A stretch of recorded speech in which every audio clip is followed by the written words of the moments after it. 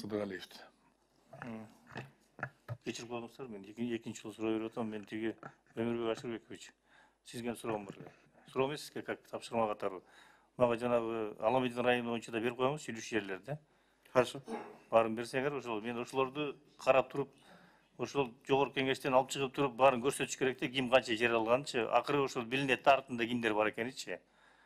Канча гектардан алган жерлер бар ошол?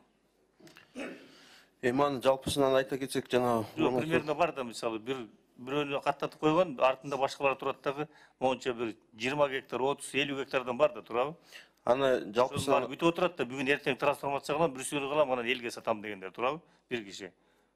Ошондойлор бар да, мисалы. Ошонун баарын кайра алыш керек да, анын баарынчы, ал жерлердин баарынчы. Ошонун баарын берсеңиздер, мен көтөрүп чыгам, жогорку кеңештен айтып, ошонун баарын по фамилиям ар бирин айтып турупчу ошол жерде.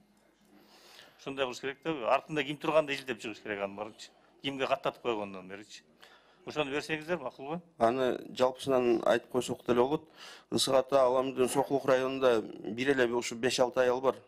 Ошолорго катталган көбү нерсени ошол жерде. Ошону берсеңиздер, анан биз өзүбүз калган тактап алабыз, кимден, анын артында ким турарынчы.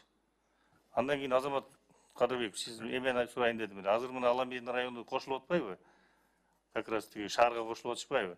Ошол убакта жана жерлер бар, туурабы? Берилген тиги Орто Сай жактагычы. Ошол жерлер кандай болот? Автоматтан өтөбү демеке? Трансформация кылып кереги жок булар да?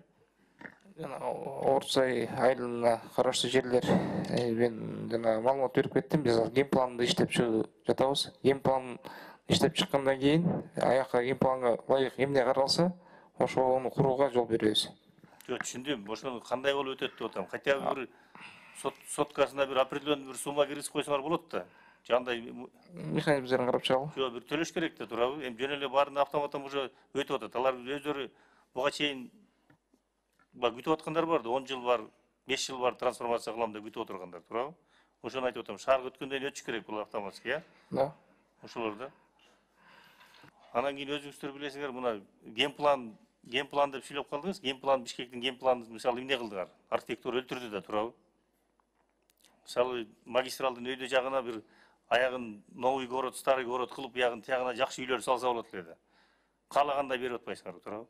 Бирөөнү 9 этаж бересиңер, бирөөнү 15 этаж бересиңер. Кетип баратканда карасаң, мисалы кечинде бир 2 үйлөр бар, салынган жакшы 15. Мына кей жүгүрүптүн салган үйлөрдүн кебетелерин көрбөйсүңөрчү. Ошонун баарына бир жакшы эме кылсаңар болот эле да, туура башында берип атканда могу үйдү сал, мына ар бир 15, могу Бакадан тет Алматинкага чейин бир ар бирине 17-18 этаждан кылып саласыңар дагы, баардык эмеси типтер бирдей болуш керек депчи.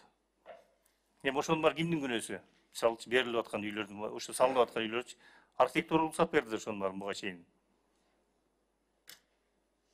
Анан эми кандай дагы иштерди алып барасыңар? Мисалы азыр уже город өттү тиягычы. Туура, сиз айтып кеткен көйгөй бар. Тилекке каршы ушундай көрүнүштөр болгон. Аны моюнга алабыз.